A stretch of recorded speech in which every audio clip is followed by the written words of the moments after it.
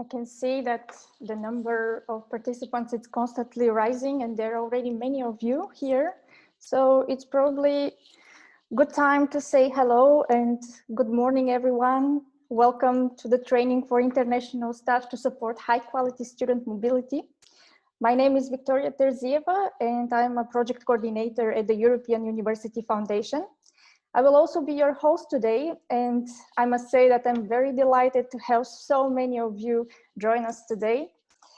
I can tell you how happy we are that we have so many participants, and probably it's good to tell you that we have almost 500 participants registered from this training, and the number of attendees for this seminar is constantly rising right now. So thank you very much for your interest. This just shows how important this topic is for all of us, and we are happy and excited to share our expertise and experience, and I hope you will enjoy the program. But first, let's share with you a little practical information. As you know, the seminar will be recorded, and we will send you the video afterwards with the materials on your emails. You can revise them whenever you want. You can also interact with us, write your comments in our chat box somewhere on your screen, and you can write your questions in the Q&A. We will make sure that we answer most of them after the sessions at the FAQ session at the end. But if there are still questions remaining, we will make sure also to answer them by email. Let's focus on the program of the training. So today we're going to set the scene and introduce the project FESC, and especially the basis of the training, which is the framework for Erasmus staff competences. We also have a guest speaker, and I will tell you more about the session today in the next slide. Next week, on Thursday, the 17th, we have the second seminar. It's called Learning Fast.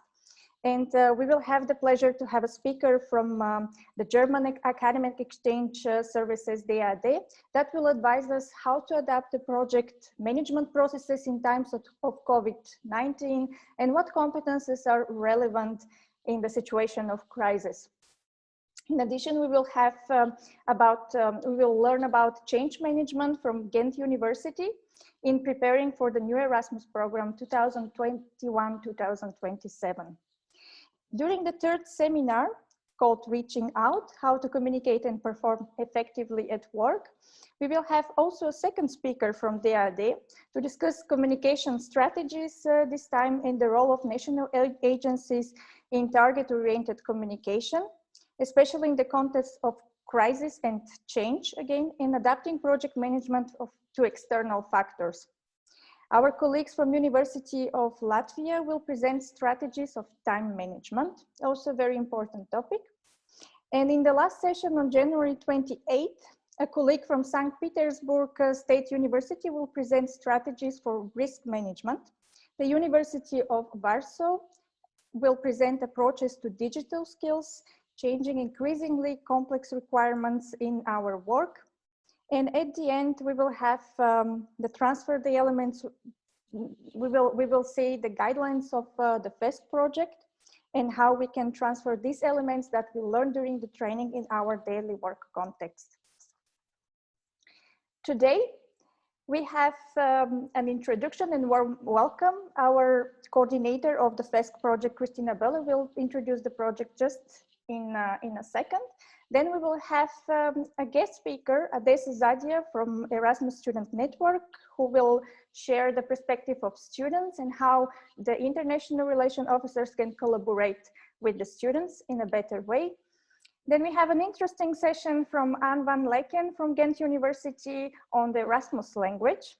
And at the end, Els van der Wel from Hanze University of Applied Sciences, also a colleague of ours and coordinator on the FESC project, will introduce the framework of Erasmus staff competencies. And for the remaining time, we will answer your questions, as I already told. Now I will hand over to Christina Belle to present the project. Thank you. Thank you very much, Victoria. And a warmest welcome from my side as well. We're very happy that so much interest has been apparent in our training activity. And thank you for already setting the scene concerning our training and what you as participants can expect during the upcoming weeks. Before we go into the core topics of today, let me introduce the project, and so we set the scene for today's discussion as well. So as was mentioned already, the title of the project is Framework for Erasmus Staff Competences. And as you might have guessed, a core element of this project is, of course, exactly this framework. You will learn more about this later on today and learn how this can help you in your daily work in the context of international mobility. Here on the slide, you can see the consortium.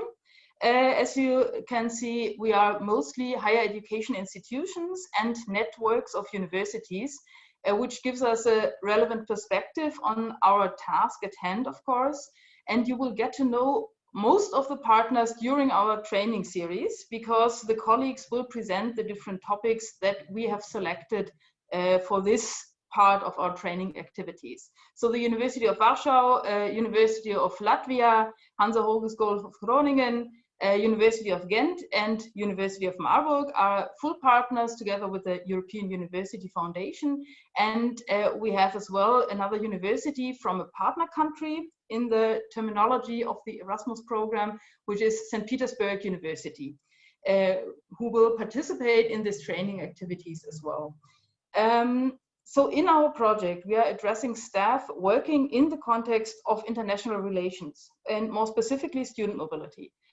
We had discussed in the beginning what focus we should take in our project, and we worked mostly on student mobility for studies. But of course, a number of the issues we've been working on is transferable to other areas of international activity at universities as well. The focus is on Erasmus mobility. This is an Erasmus strategic partnership, and we of course work mostly in the field of Erasmus. But the topics at hand go of course beyond these program specific issues and address more general elements of our work. You have heard already what Victoria mentioned. The topics we selected deal with very broad areas of expertise and skills as time management, stress management, and more general aspects of project and mobility management. Our work as international officers, academic advisors, and wherever you might be positioned in your university is evaluated by others as well as by ourselves based on quantitative and qualitative aspects that influence our success, our job satisfaction, our work relations, and a number of other aspects in our everyday life. A number of external factors define our work environment. So, for example, the central strategic decisions of your university on internationalization, on process management, on quality assurance. These are aspects that are beyond your scope of influence usually, but you have to implement these factors in your daily work. We notice an increasing complexity in our tasks, in the implementation of mobility projects, and in meeting the expectations of our institution's strategic goals.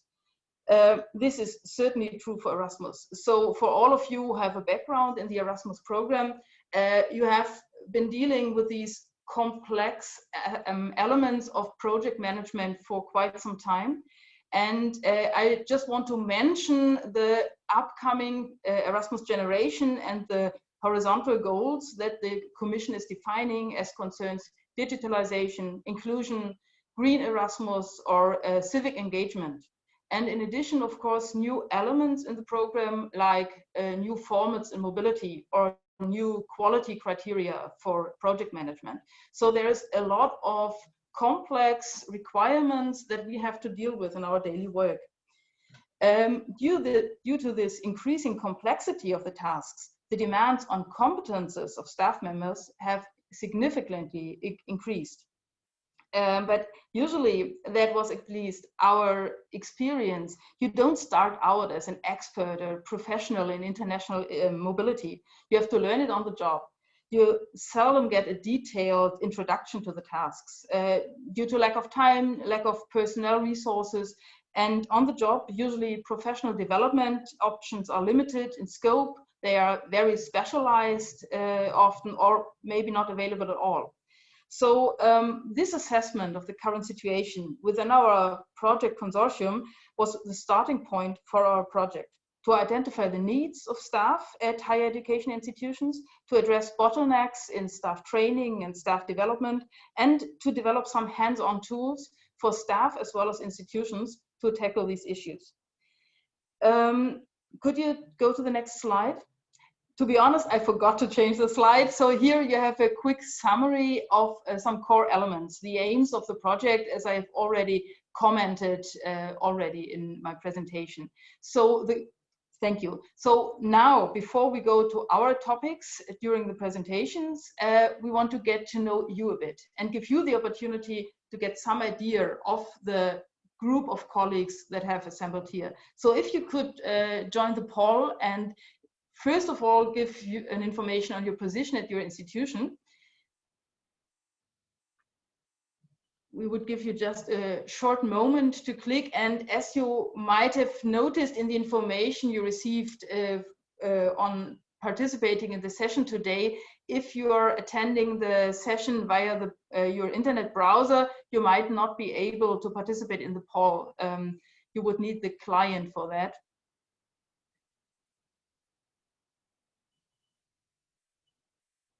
Okay, and if we can see the results.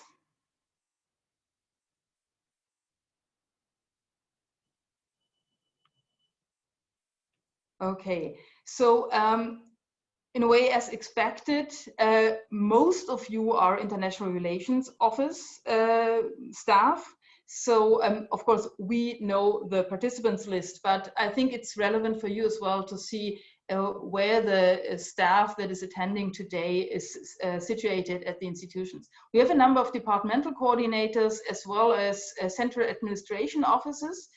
And indeed, I'm very happy, teacher, professor, staff as well, and some others. So if you have a very specific approach on the topic, feel free to comment on the other in the chat. This might be interesting for us in following up on this session. The next, exactly. So you had a reason to register for this training, and for us it would be interesting to understand what your expectations from this training would be.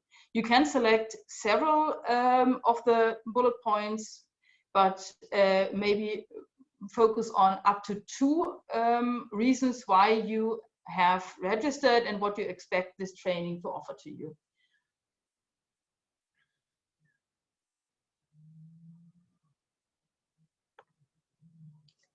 And again, I would wait a short moment for you to decide what your priority would be in this training.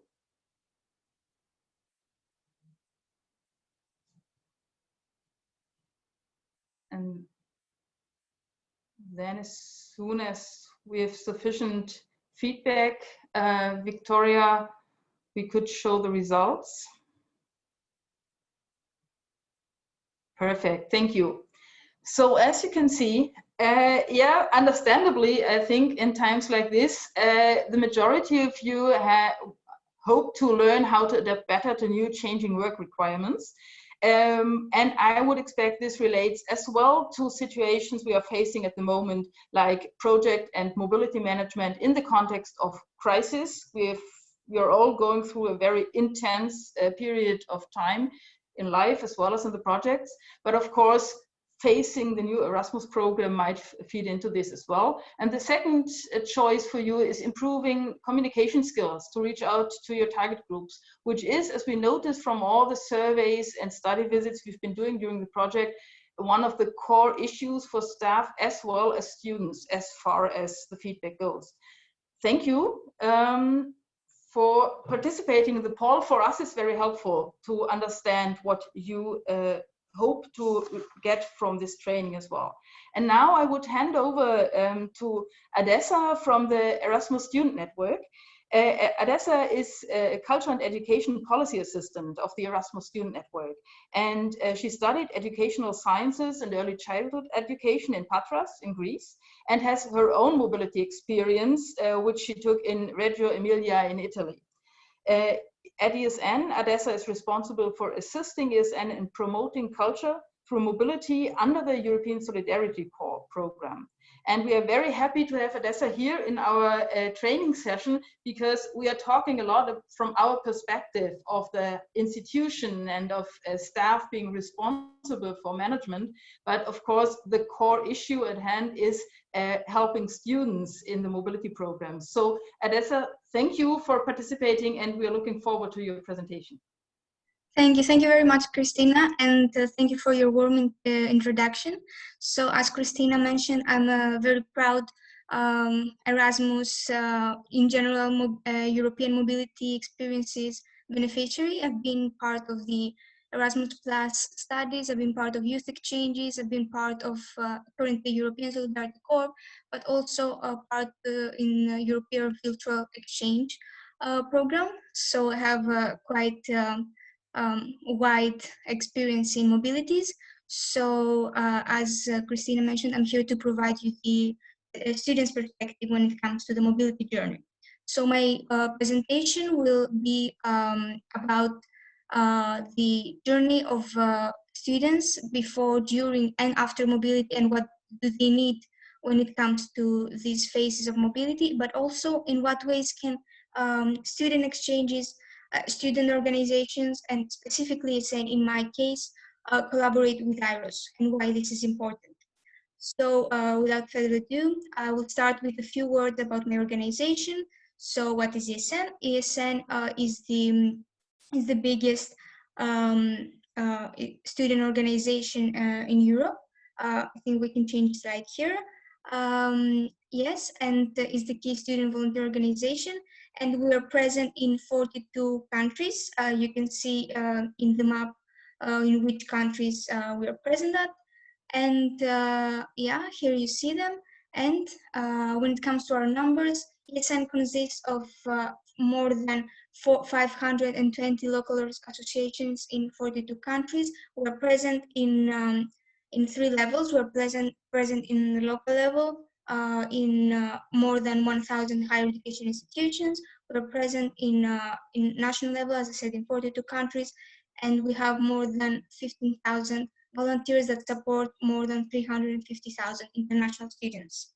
So when it comes to our motto is students helping students, and our mission is to enrich society through international students. Our vision is that by 2025, ESN will be the global network of the Erasmus generation, committed to improve international education and provide self-development opportunities to more than 2 million young people, fostering intercultural understanding and creating positive change in society. And what exactly do?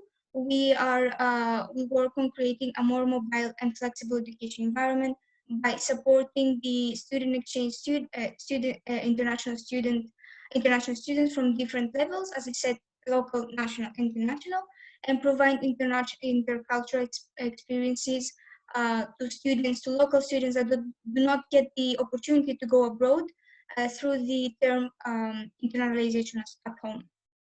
So our various activities can be divided in 6 pillars, in 6 causes, as we call them: education and youth, culture, social inclusion, health and well-being, employability, and environmental sustainability, which means that we are very event-based, so we organize events, we organize activities, and all of these activities aim to create a better society and improve these pillars. So now we can go to our main topic, which is what the students need. So when it comes to before the mobility, it is important for students to feel that they have all the needed information, all the appropriate information before they go to their mobility, in order to feel safe and in order to feel secure that they are prepared for their experience abroad. They also need guidance with the administration. Can we go back? Thank you. They also need guidance with the administration which means that this is very important to the IROs here, because this is like a very important part of your assistance to them. And also, when it comes to more information, there are some specific groups of people, for example, people with disabilities or people with disadvantaged backgrounds, that they need also specific information and specific assistance. And also, this information should be provided to them quite in advance, because there are some procedures that take time in order for them to complete. And of course, financial and logistics organization, which means information about their grants, information about their housing, or in some cases, visa and permit of residence, stuff like that. So what does ESN do for this? ESN is part of the Erasmus app. The Erasmus app was an idea of the European Commission on the occasion of 30 years of the Erasmus Plus program, and it provides a single entry point for students to organize their mobility, preparing for it, undergoing it, and returning from it. And students can start using it even from the moment that they are interested in going abroad to the moment that they're in the process of reintegrating in their home country, in their home university. We are also part of the OLA, the Online Learning Agreement. We are in a time where information and technology and digitalization is a big part of how we interact with each other. And as Christina already mentioned very beautifully in her introduction, one of the main goals, one of the main aims of the new Erasmus programs, the new Erasmus program, is digitalization. So yeah, this project fulfills that goal. And ESN also has a platform called erasmusintern.org, which provides a single platform with traineeship providers uploading opportunities, training opportunities for students that are interested or recent graduates that are interested in going on a traineeship. And it provides them opportunities, and it enhances the European working market, let's say. And yeah, it gives more possibilities for traineeship and for exchange students. And when it comes to during the mobility, what the students need is accompaniment. They need someone or some people to make them feel safe, to make them feel that they can ask questions when needed, to make them better adapt in the new environment. They need to take advantage of the new learning opportunities in the universities or in any other setting that they are going on mobility. They need assistance. Actually, they need chances. They need help with their social life, on how to better make the best use of it. And of course, they need to have cultural discovery opportunities in order to taste and to experience the local culture, the national, the regional culture. And something that goes sometimes disregarded is the health and well-being of students, because when you come to a new country, to a new environment, you're probably going to need time, and you're going to change many parts of your lifestyle. And this was very evident during this period with the outbreak of the COVID-19. As ESN, we conducted a survey, and we found out that some of the testimonials of the students, they said that they could not find information in English from the countries that they were doing their exchange, and this was not very helpful for them. And ESN would try to provide the information in English for them, and to try and help as much as possible for them to be safe and to be healthy in such a difficult time and such a weird situation for an exchange student to be part of. And yeah, what ESN does when it comes to during the mobility, we have the ESN Buddy service, which is way to match and local students with an international student. And yes, this brings this provides the local student provides information to the international student and helps them adapt, but also helps them with more everyday things like where to find something in supermarket, or administrative procedures in the university, or even a friend to have there to support them, like even more informal stuff. And this also is very important for the local student because provides opportunities for them to be part of an international environment, which again goes back to the term that we use, internalization at home. And we also have Social Erasmus, which is a very nice project that we have that brings international students closer to the host community and provides opportunities for them to volunteer in their host community and to help the where it's needed. And also this is an opportunity for them to be active members of a community that's not their host, it's not their uh, their the community, their local community. It's another community that they can provide help, and also have this mindset of global citizen, of European citizen. We have Exchangeability, which is a project that that's about people with disabilities, that advocates for them to have more opportunities to go abroad, but also to have the conditions, the proper conditions for them when they are abroad, in order to be able to interact and to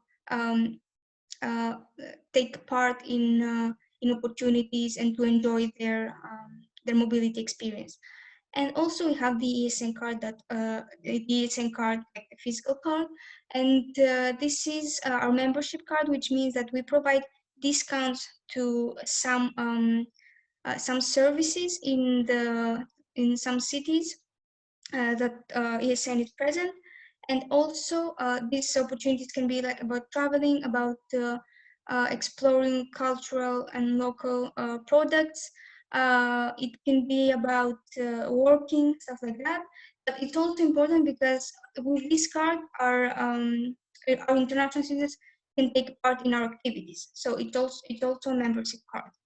And when it comes to after mobility, what students need is the recognition of the mobility experience. They need to make sure that their efforts are recognized. This is not always possible 100% when it comes to ECTS and stuff like that, but it's very important for them to make to try to improve that situation and try to make the best out of the recognition and the valorization of the mobility experience. And recognition is actually the third biggest barrier for students to go abroad, because they are quite afraid that they were going to miss a semester or to miss a year from their studies because something might not be recognized. And of course, the finalization of the document process and feedback provision for their mobility experience. After their mobility experience, there is a feedback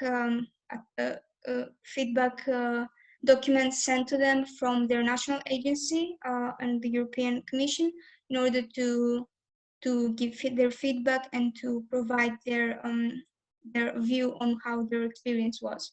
And of course, they need smooth reintegration and keeping in contact with international environment, because as you might have heard, this term of post-Erasmus depression, students need more time in order to be part of an international environment and to keep this experience alive even after their mobility abroad. And what ESN does, ESN is part of the Erasmus Skills Project, which provides opportunities for self-assessment and a way in order to reflect on the soft skills and the competencies acquired during their mobility abroad.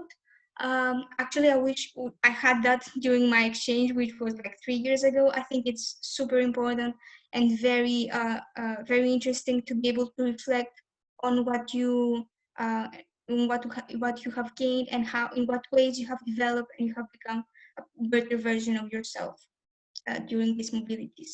And of course, if you are when people come from their exchanges, they are looking for a local ESN section in order to continue their adventure and to continue being part of an international environment. So this was about the mobility experience, and now we can talk about the cooperation with the IROs and how we can improve that from the view of students.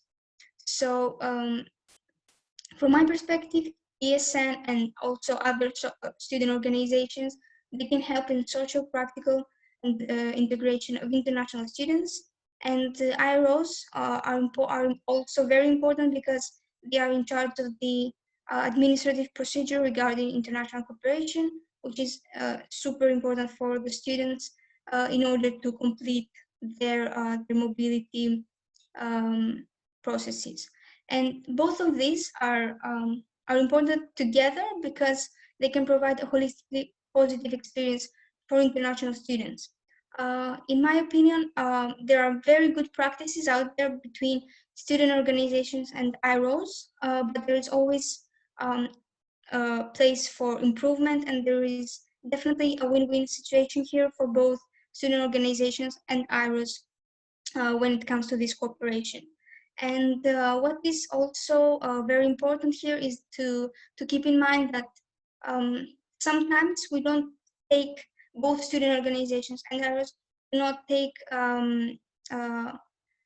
do not have in mind that there is not always mutual understanding when it comes to how we can cooperate. For example, I have seen in student organizations and ESN that sometimes they think that IROs can do everything for them, and also they think that they are there to do everything and to provide everything for their cooperation with the university, but they don't understand that IROs are actually the medium for this cooperation between universities and student organizations. They are not there to provide them everything. And also sometimes IROs do not see the added value of student organizations. They think that they're here mostly for the social life of international students.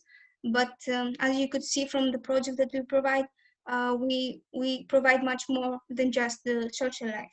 So here I want to hear your ways of how IROs and student organizations can collaborate in order to have these holistically positive experiences. Like if you have some practical ideas or even more general ideas, that they are all welcome. So to do that, we have prepared this Menti quiz, and you can go to www.menti.com and use the code as you can see it on the top of the slide, 86, 63, 26, and 9. And after that, I can show you what ESN actually does with some concrete practices and ideas. So yeah, you have some time to get in the platform.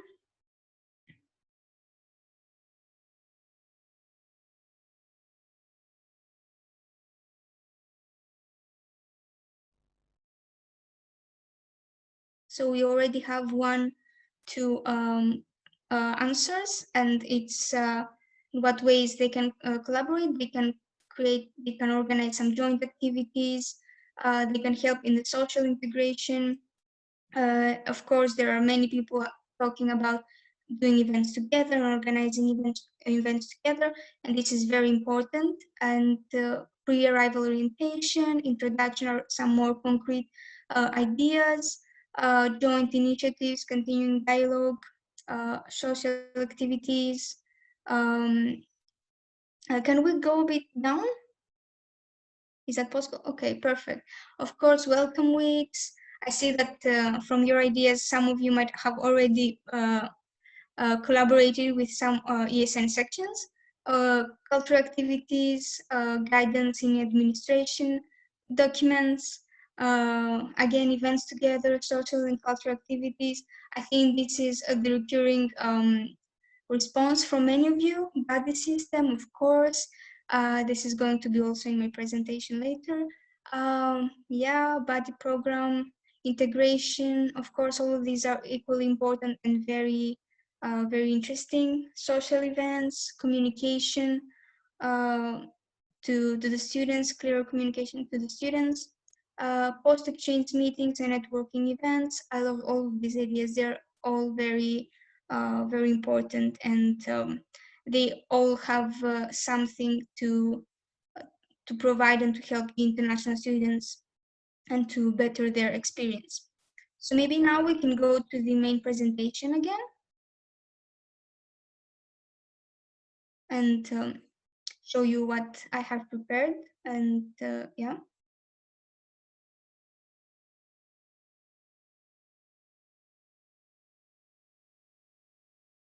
Thank you.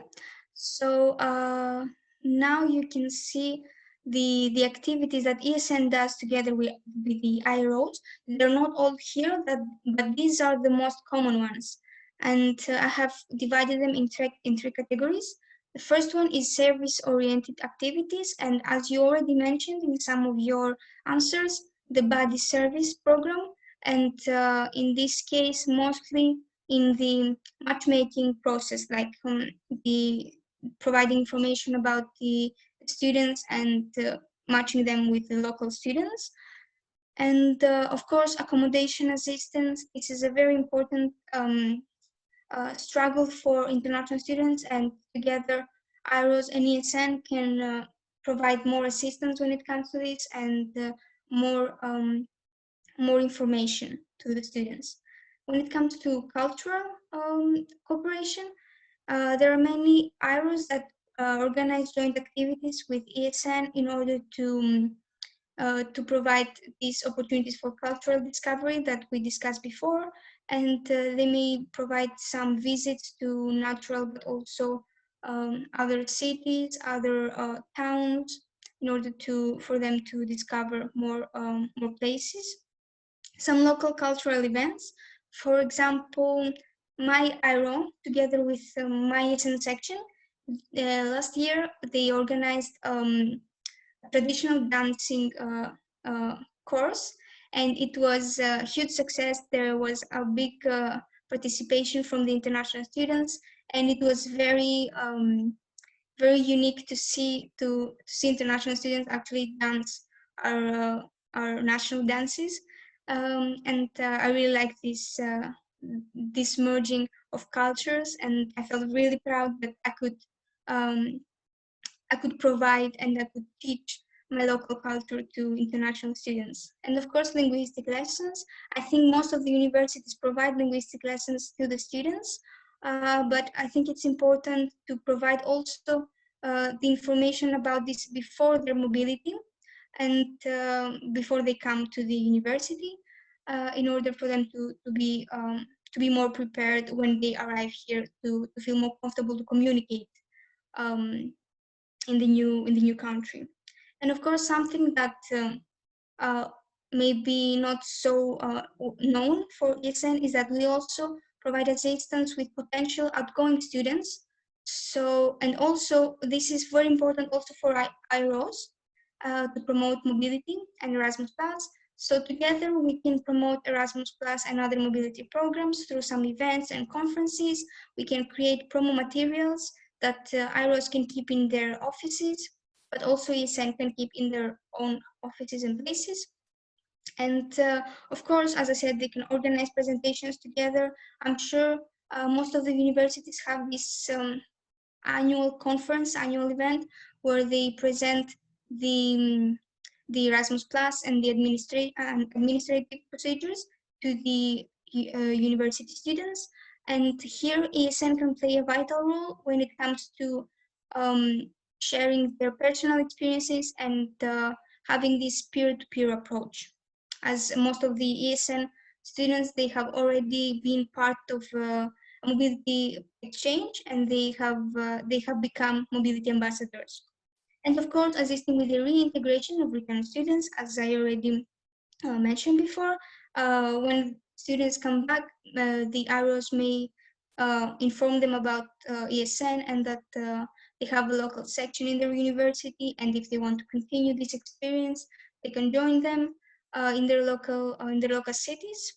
And of course, many more ideas, and this comes to um, this the ideas and the creativity is on the partners, the actors that are involved in this collaboration, and I think it can be even bigger than this, and especially now with the situation with the COVID, when everything is quite unstable and quite unsure.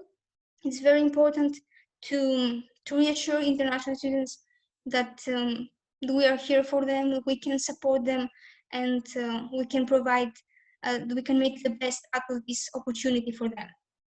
So yes, thank you very much for your attention, and thank you very much for your time and for having me here. So of course, if you have any questions, I'm here for you. I'm at your disposal. Thank you very much, Adessa, for this really interesting input on the student perspective, and especially amazing how active ESN is in all areas. The number of projects you're involved in, very practice-oriented and hands-on, is indeed impressive. And I think a lot can be changed and developed if we cooperate more closely. And even if you at your institutions don't have an ESN group, maybe, but other student initiatives, there's a lot of potential there as well. And of course, it's always possible to contact ESN to maybe get some contacts, to get some initiatives, input for your work at your local student community. So a lot is happening, and I know from colleagues that in the partner countries, for example, there's a lot of activities there as well. It's not only linked to the program countries, so to the European networks. And I see already the colleagues are starting to fill in our next poll. Fantastic. So to see how you perceive the topic. So what do you think is relevant when defining the quality of student mobility? Because that's what we are aiming at. We want to improve the quality of student mobility, and this doesn't mean just having more students go abroad, but to have more successful mobilities, more satisfied students, so to have successful mobilities in the context of mobility experience, recognition, and so on. And I see here recognition. Adessa, you mentioned as well, this is one, or the third, you said the third barrier mentioned by students. So recognition is in the focus of the discussion on your side as well as staff at higher education institutions. Assistance, information, communication, integration, I think this is as well very relevant. And I think, Adessa, what you mentioned, that it's not only integration during the mobility. This is, of course, one of the core tasks for us at our institutions, to integrate our international students in the student body and in everyday academic and social activities. But the reintegration after the mobility is something that we should keep in mind as well, because it's not so easy for many students to come back to their home country and home institution and just continue their studies. There's some support needed there as well. So I see that we seem to be on the right track with the topics we have selected and with the issues you have in mind as well. So maybe, thank you. We would go back to the presentation, and now we will have a topic which seems very Erasmus focused, Erasmus Language, which will be presented by Anne van Leken from Ghent University. And those of you who not only work within Erasmus, but maybe in other mobility programs in the international office on faculty level, you might have experienced situations where you don't really know what it's about. You maybe don't understand what colleagues working on Erasmus are talking about. So one of the topics we wanted to deal with right at the beginning of our training was this Erasmus language. So Anne is working, as I said, at the International Relations Office at Ghent University since 2012 already. So you have experienced the whole phase of Erasmus Plus and adapting to change in project and mobility management already. And Anne has coordinated several Erasmus Mundus Action 2 projects with the Western Balkans and Southeast Asia. And at the moment, she is managing several Erasmus Plus funded projects dealing with internationalization. So we have an expert here as well. And Anne, the floor is yours. Thank you. Okay, thank you, Christina. Good morning to all of you from Ghent University in Belgium. As Christina already mentioned, the title of my presentation is the Erasmus language. So what would I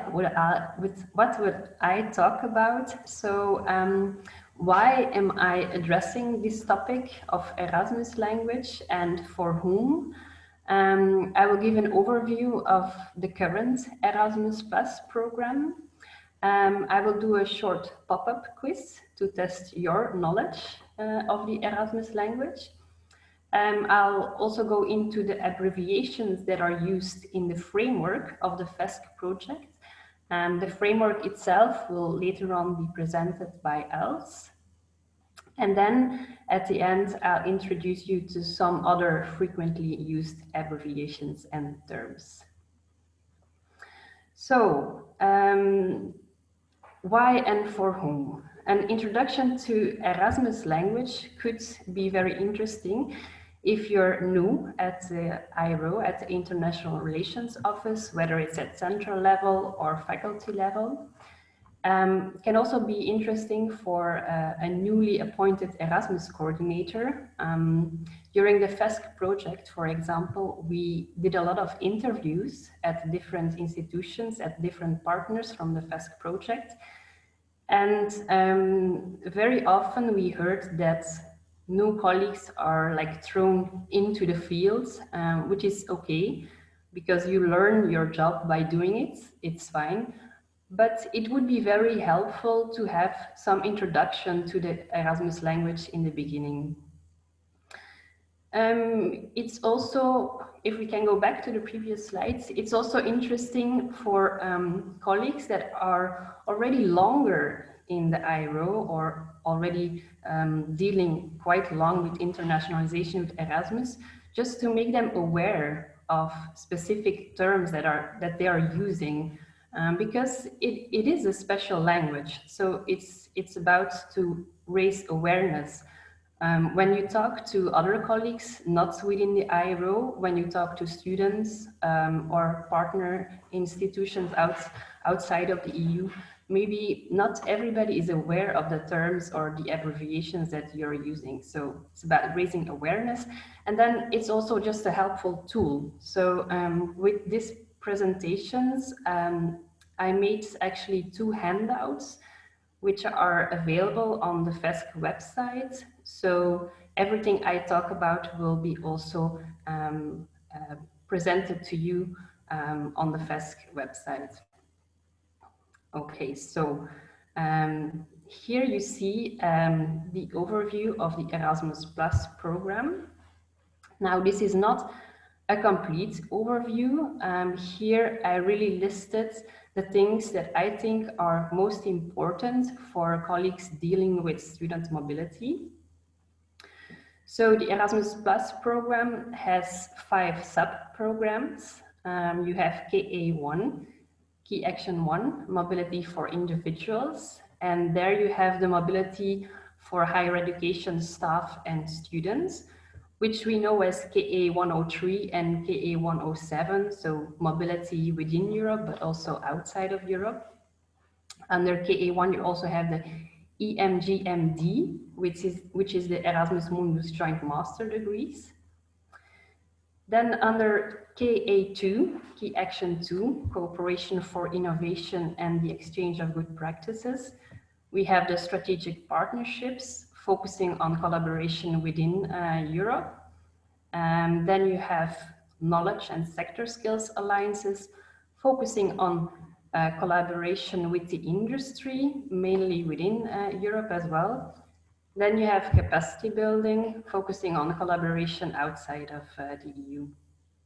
Then you have key action 3, support for policy reform. There you have, like the word it says, projects dealing with policy reform, often requiring a policy body involved within the project. This policy body can be, for example, the Ministry of Education.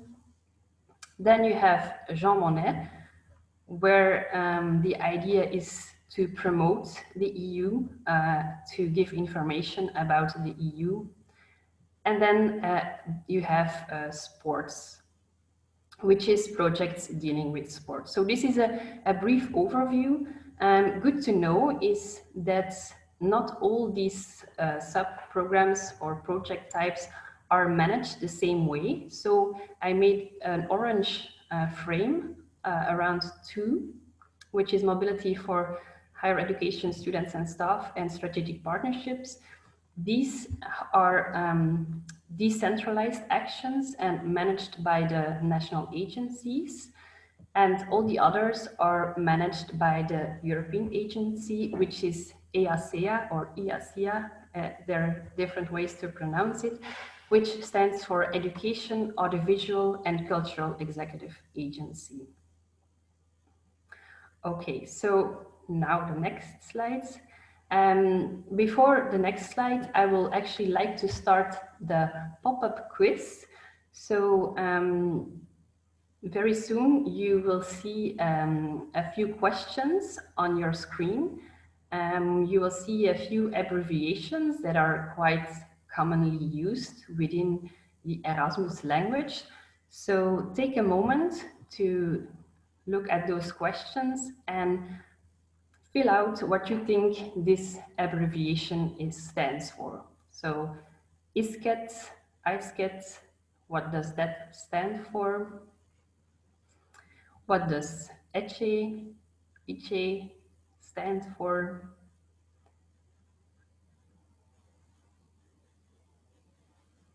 What does STT stand for? And what does OS stand for? So take a few moments to fill out the survey or the pop-up quiz. I'm very curious to see. Just know these answers are given anonymously. There's no, your name will not be presented on the screen. There is a right and wrong answer, but I think we can wait a few more moments and then Victoria, you can close the pop-up quiz.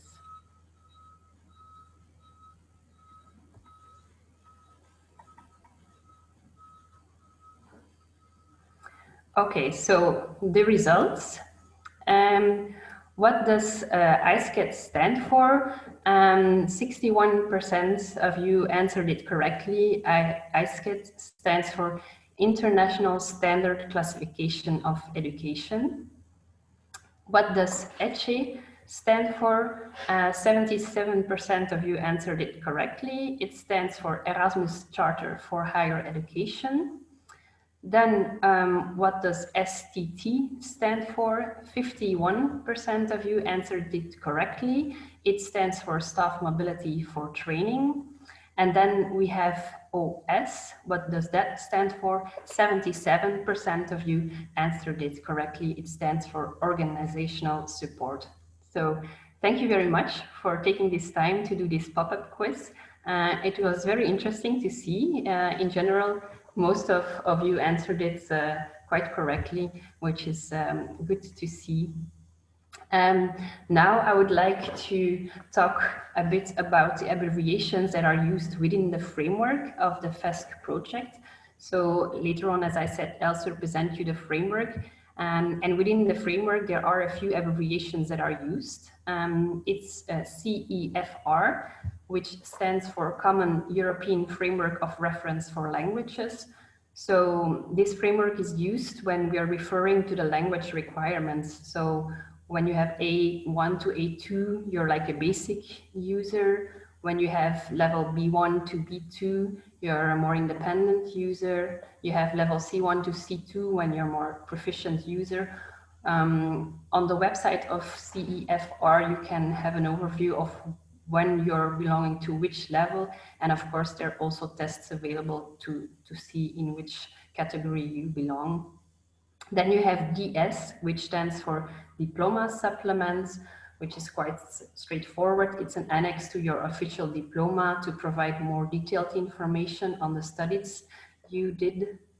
Then you have ECTS, which stands for European Credit Transfer and Accumulation System, where the objective is, of course, really to facilitate the planning, the delivery, and the evaluation of study programs.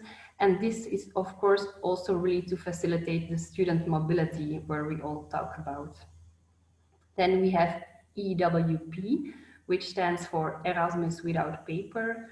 Erasmus Without Paper originated as a European funded project through Erasmus Plus Key Action 3.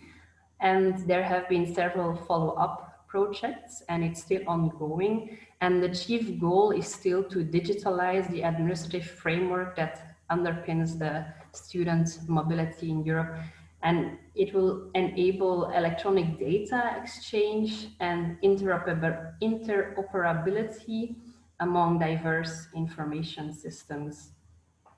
Then we have HEI, Higher Education Institution, which is quite straightforward. We also have OLA, Online Learning Agreement, which is of course already a step towards less paperwork within Erasmus. And then you have the TOR, T-O-R, the Transcript of Records, providing an up-to-date record of students' progress in their studies. So that's already a few abbreviations, but as you know, you're in the field yourself, most of you, there are much more abbreviations used within Erasmus. So here, just have a look at this slide, have a look at these abbreviations. Do you know what all these stand for? For me, I actually discovered an abbreviation that I didn't know about before quite recently. It's Erasmus. Erasmus also actually stands for something, and it stands for European Region Action Scheme for the Mobility of University Students. So that was also some interesting new aspect that I learned, even though I was in the field already for quite some time. I still learned something new. So check out these abbreviations. I'm not going to go over all these abbreviations in detail. It would be quite boring. But maybe you already know most of these abbreviations. If so, that's great. But please be aware that when you're using these terms, some colleagues or students that are not within our professional field are not aware of these terms that we are using on a daily basis. If some terms are new to you, of course, no problem. I made a full overview of frequently used abbreviations and terms that you can find on the FESC website. On the next slide, you can see how it will look like, the documents. So it's not a glossary, it's not an alphabetical order of abbreviations, because I also know when you don't know an abbreviation, you just go to Google and you will find what that means. But it's really to have a tool ready that you can hand out to a new colleague when he or she is starting at the IRO, or to have at hand whenever you want to have a look and refresh your memory about the Erasmus language. So I hope these two handouts, one handout of the Erasmus program and the other one of the frequently used abbreviations will be useful to you. Just one last remark. Of course, the overview I gave about the Erasmus program, as you know, it's ending. Anytime the new program can be launched. Just so you know, whenever the program is launched, the new program 2021 to 2027, the overview will be updated and will also be made available on the FESC website. So thank you very much for your attention. I give the floor back to Christina. Thank you very much, Anne. And I think this was very helpful for me as well. I'm in the Erasmus field for many years now as well, and started here in Marburg in 2012, like you in Ghent. And indeed, sometimes we tend to forget how specialized some of the knowledge is that we are working with, and how it's very focused on specific core topics that we are dealing with every day. So, and then there's always some very interesting discoveries we still might have when we go on to the topic. So thanks for making this available as well on our website and updating it as well, because we all hope for more information and for a new program very soon. And now we would go to the next core topic that we will be dealing with, and which will, of course, set the basis for the next training sessions, which is the framework for Erasmus staff competences. And Els van der Werf will present the framework. She's Senior Policy Advisor at the Handel University of Applied Sciences in Groningen in the Netherlands, and has been active in the field of international relations and internationalization for many years by now. And actually, I would give the floor to you, Els, and thank you for giving us an insight into the workings of this framework. Thank you, Christina, and good morning, all of you. It's my pleasure to introduce the framework to you. The moment I'm sure you've all been waiting for, because after all, the FESC project is an abbreviation of Framework for Erasmus Staff Competences. So here we go. Why did we think that such a framework would be necessary or useful? Christina has already mentioned it. Internationalization and international mobility have become standard practice in higher education. So there is almost no higher education institution that does not have an international policy, and many higher education institutions are involved in international mobility of students and staff. This has, of course, also meant that there are an increasing number of staff members within a higher education institution that have a job, a task related to international mobility. And we have seen not only the increase of the number of exchanges and the number of collaborations between partner institutions, but we've also seen an increase in complexity of the tasks. Complexities which have to do with the fact that we not only exchange within Europe, but also with countries outside Europe, which makes it necessary for us to know much more about visas and legal situations in various countries. And so I think it's safe to say that the demands upon the people who work in international relations have increased. We find, though, that there is not an awful lot of transparency when it comes to the competences that staff members who work in internationalization are supposed to have or are supposed to develop.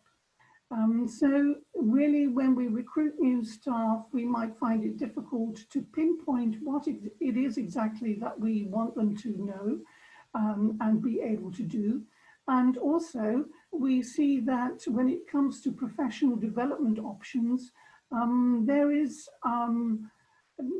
it is quite difficult for institutions to develop a strategy which is aimed more specifically at people in international relations, because it is not entirely clear what it is that we should and could expect of them. That is the reason why a lot of professional development options that are available for within higher education institutions do not really seem to be very useful for people working in international relations. So that is why, if we could go to the next slide, that is why we developed a framework in which we have tried to set off in a kind of a matrix all kinds of mobility-related tasks, tasks related to before, during, and after mobility, but also more infrastructural tasks, tasks at a policy level, and more cross-cutting general tasks.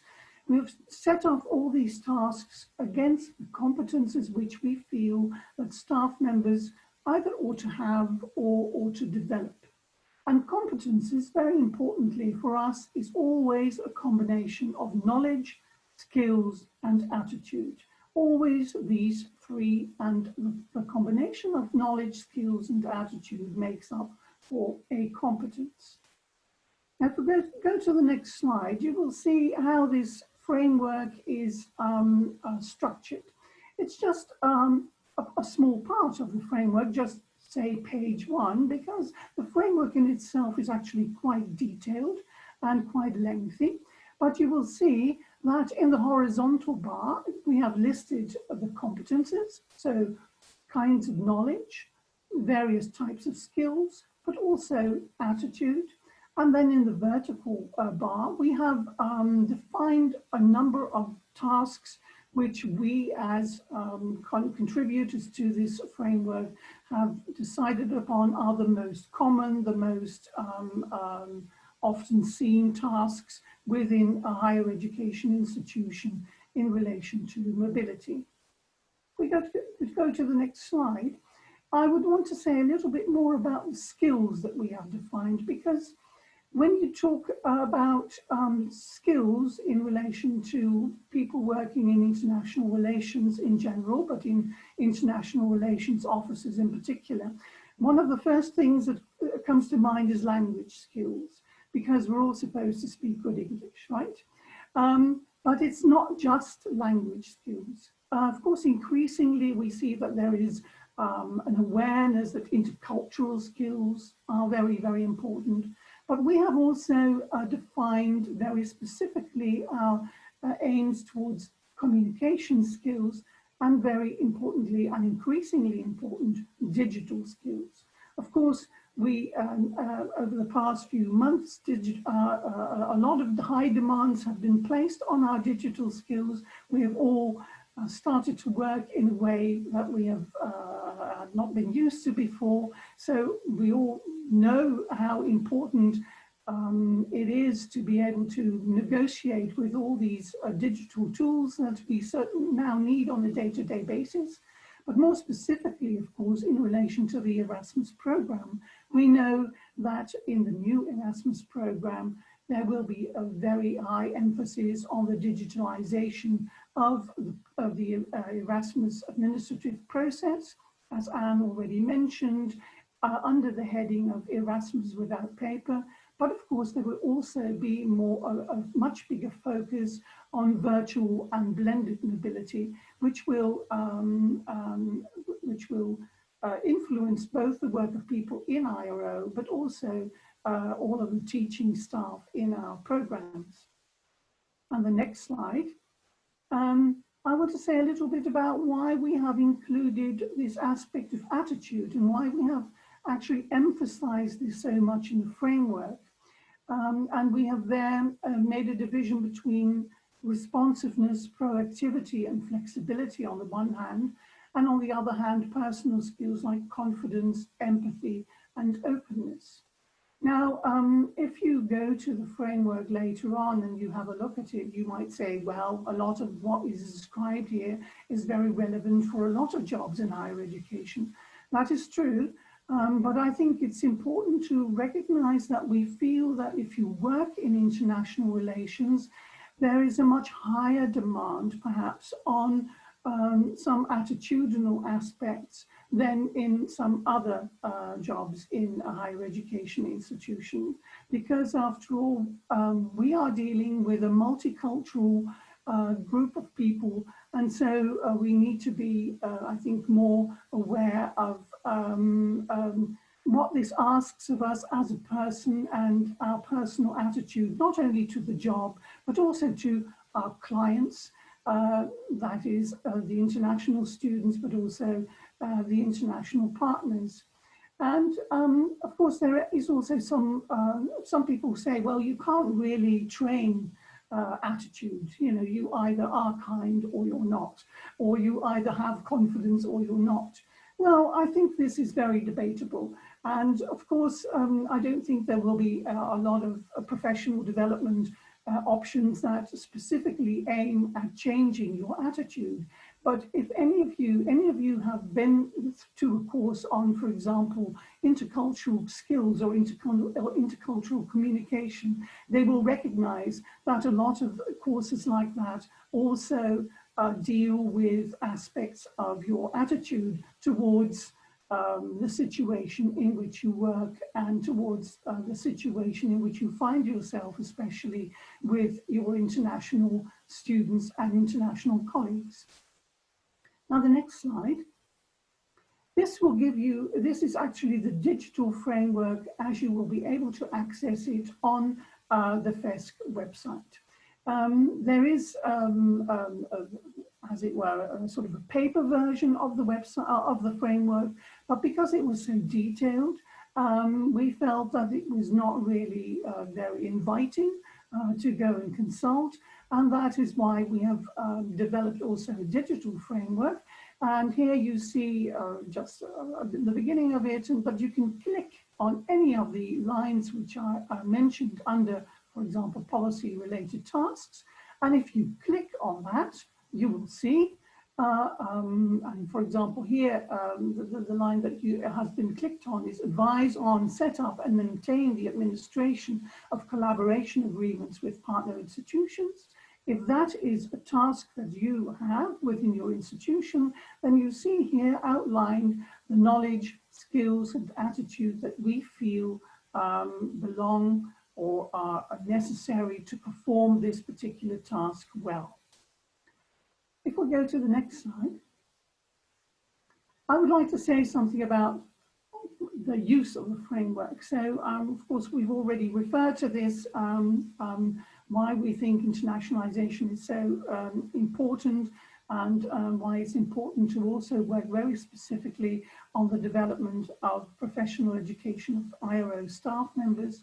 But if we have such a, now that we have such a framework, and I hope sincerely that a lot of you are going to consult it and use it, what do we think is the function of the framework? How can it best be used? The framework is not a set of prescribed rules and regulations. It is a frame of reference, something you can use, but something you can also ignore if you feel that what it offers you doesn't fit your institution. A frame of reference and a shared language to talk to, for example, your supervisor, or if you're a manager, to talk to your staff about competences that they might need in their specific job, and competence development in terms of the human resource management cycle. And a shared language means that it is aimed at getting mutual understanding and mutual commitment about competencies. In the end, of course, it all should contribute to the improvement of the quality of international mobility processes, but we hope that it will also contribute to the emancipation of the work in international relations. And many of you already work in international relations, and I'm sure that you're also aware of the fact that a lot of your colleagues who are not heavily involved in international relations don't really know an awful lot about what you're doing on a day-to-day basis, don't necessarily always understand it or appreciate it. And we feel that by outlining the tasks and the competences that go with these tasks, this might help also to make it more clear in the world of higher education what working in international relations actually means. We'll go to the next slide.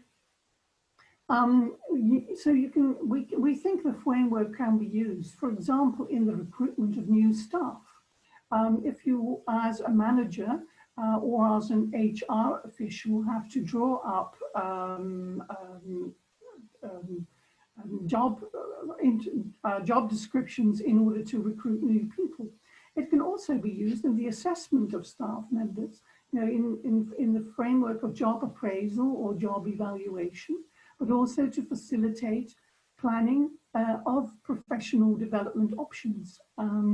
As an international relations office staff member, the framework can help you in self-assessing the competences which you have already have and the competences that you might want to develop towards.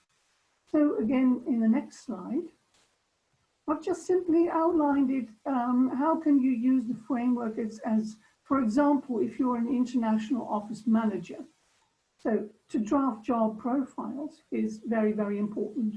What do you actually want your new staff to not only know, but also which skills do you want him or her to have, and what kind of attitude do you find relevant?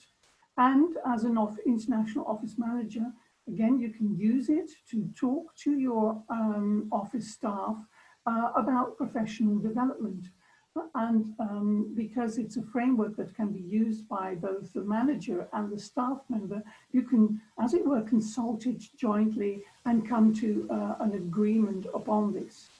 As someone in HR or working in a professional development department within your institution, the framework, we hope, might help you to plan professional development strategies and opportunities for your personnel in general, but specifically, of course, your personnel in international relations. And the final slide. And as an international office staff member, which many of you are, again, you can use it to discuss your professional development needs and wishes with the manager, your supervisor. And again, because he or she also has this framework, it's something that you can look at together and so come to an agreement on together as to where you want to go, to what level you would want to develop certain skills or knowledge or attitudinal aspects. And we hope to be able to make the self-assessment easier by developing a number of self-assessment tools which will be based on the framework and which will be made available in the guidelines, which in time, in the next few months, we hope will be published on the FESC website. So these self-assessment tools will come in the form of a sort of a questionnaire, which you can then fill in, and then you can easily get an overview of where you stand. But if ever you would want to leave your job in international relations, it might also be a very useful tool to help you describe the competences that you have already developed and the tasks that you have done, and so to give in your CV a much clearer description of your experiences and your knowledge, which might be helpful to finding a job either again inside, but maybe also outside of international relations. I think this brings me to the end of my presentation. The only thing that I need to do is to point out where you can find the framework. The framework is on the FESC website, and you can access it separately. And because it's such a big and complex thing, we have decided to actually make it possible for you to consult it in various forms. So there is a complete overview, the table view, where you can see all of the competence and all of the tasks that we have defined, outline. You could even print it, I suppose. But we've also made it more easily accessible by developing the digital framework, so that you can sort of play around with it and access it from different angles. I would very much invite you to go to the web page after the webinar and look at the instructions that we have also provided on the website to see how you can best access it and look for the information that you need most. So this brings me to the end of my presentation. Thank you very much for listening. Thank you very much, Els. And I think this gave us a good first introduction and overview of the framework and its usability and its functionalities. And we indeed advise you to go to the website and test it out, especially for the digital approach. For example, you can focus on specific tasks in your field of responsibility. For example, if you're mostly dealing with incoming or outgoing students, if you want to improve or to identify potential, for example, in specific phases of mobility, preparing for the next semester or something. So there's a lot of potential where you can start using the framework and identifying what's relevant for your area of responsibility.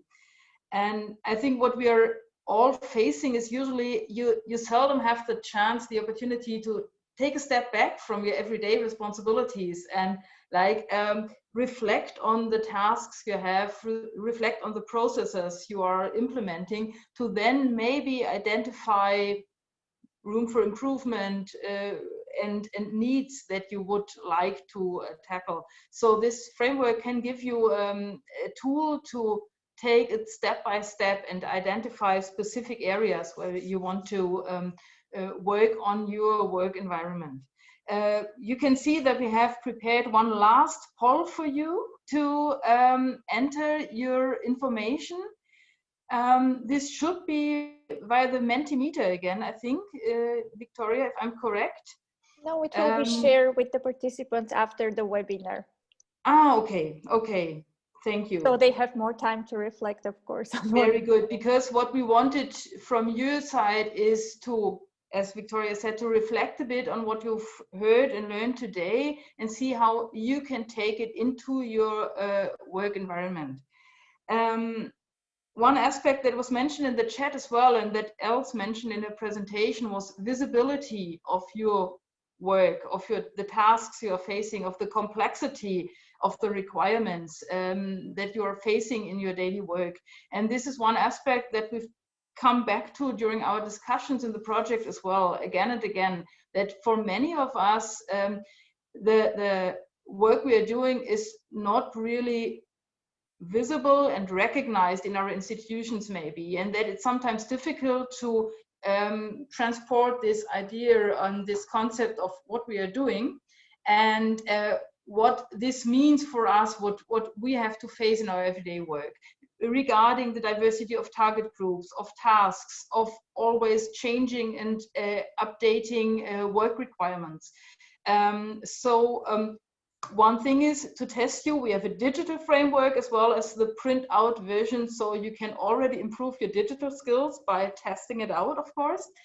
And what we will be doing in the next couple of weeks before and after the holidays is to pinpoint some of the core topics that we have identified during the project and give you some insight into these topics and how to deal with it and how you could maybe improve it and take it back to your own work to maybe improve or change your procedures and your competences as well. And of course, we can only serve as a kick-off activity. The idea would be to follow up on this, work with a framework, maybe identify training opportunities as well to work on some core issues that you want to change in your work experience. So for today, we are done.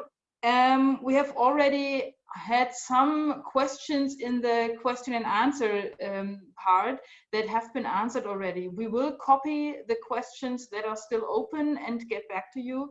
As we mentioned already, we upload the documentation of this session and all the following sessions on our website, so you can go back to this. We would advise, especially after the holiday break, if you start on the third session, that maybe you have a look at our website again to prepare for the topics. For today, we thank you for your participation and for your interest in the topic. And we look forward to see you again next week, same day, same time. And look forward to your feedback as well. So thank you very much. And thank you, Els, Anne, Adessa, and Victoria, of course, for your presentations and the organization of this meeting.